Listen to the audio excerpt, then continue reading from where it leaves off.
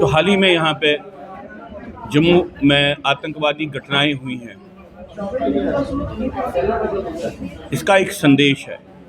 वो संदेश ये है कि यहाँ पे पूरे जम्मू कश्मीर में आतंकवादी तंत्र जीवित है और वो जहाँ पे चाहे वहाँ पे हमला कर सकता है। जम्मू में हमला करने का संदेश ये है कि जम्मू हिंदू बहुल प्रदेश है और यहाँ पे अलगाववाद सबसे ज़्यादा कमज़ोर है।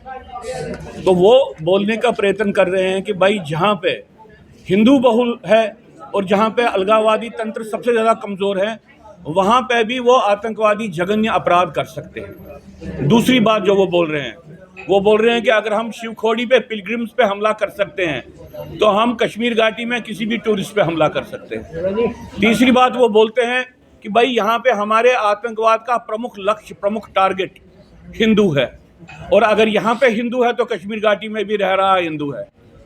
अब ये सारी बातें हैं कि आतंकवाद जीनोसाइडल है, आतंकवाद टोटलिटेरियन है और आतंकवाद का प्रमुख लक्ष्य हिंदू डेमोग्राफी है।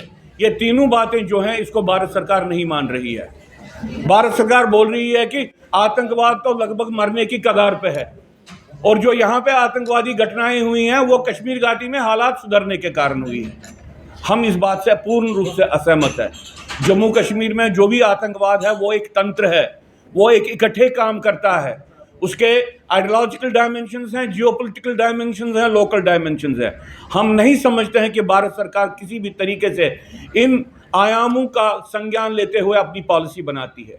जो भारत सरकार बोलती है कि हम भारत को एंटी टेरर ग्लोबल हब बनाएंगे, वो कैसे बन सकते हैं एंटी टेरर ग्लोबल हब जब वो ये नहीं मानते हैं कि कश्मीर घाटी में हिंदुओं का जिनोसाइड हुआ, जब वो ये नहीं मानते हैं कि भाई जो जम्मू कश्मीर में आतंकवाद है इसका प्रमुख लक्ष्य हिंदू को ख़त्म करना है, जब वो ये बात नहीं मानते हैं कि भाई आतंकवादी तंत्र के पास अब ड्रोन भी हैं, वो अंडरग्राउंड टनल्स का भी इस्तेमाल कर रहा है, उनके पास मोस्ट सीक्रेट कम्युनिकेशन लिंक्स हैं जिसको सिक्योरिटी फोर्सेस बोलते हैं कि हम उसका भेद नहीं कर पाते हैं।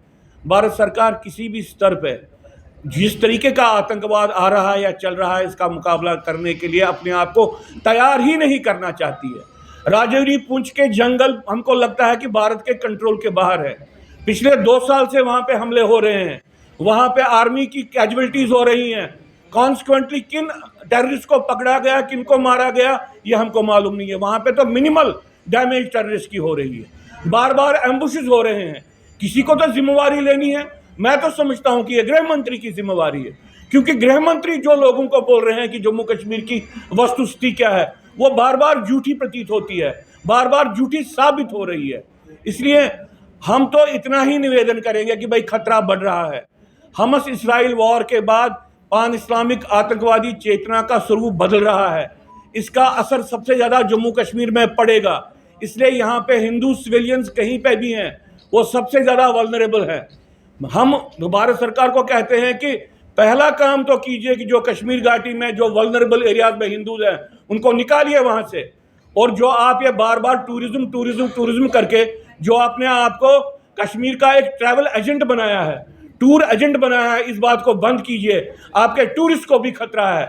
और अगर शिवखोड़ी के हमले के बाद आप ये बात नहीं समझते हैं तो आप लोगों के साथ धोखा दे रहे हैं। आपकी पॉलिसी लोगों को गुमराही की हालत में कश्मीर भेजने की, ये ह्यूमन शील्ड्स को बनाने की, आप सिविलियन ह्यूमन शील्ड्स का इस्तेमाल कर रहे हैं आतंकवाद से लड़ाई करने से मुकरने के लिए, उससे बचने के लिए। मेहरबानी करके आप ये पॉलिसी चेंज करो। जैसे आपने